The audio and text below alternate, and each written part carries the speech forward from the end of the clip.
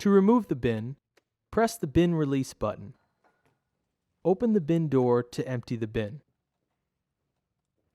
Close the door and return the bin to the robot. To clean the filter, remove the bin. Now press and lift the filter door release tab.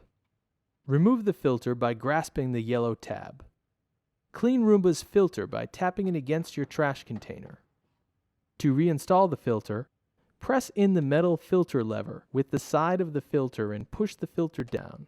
The filter door will not close if the filter is not installed correctly.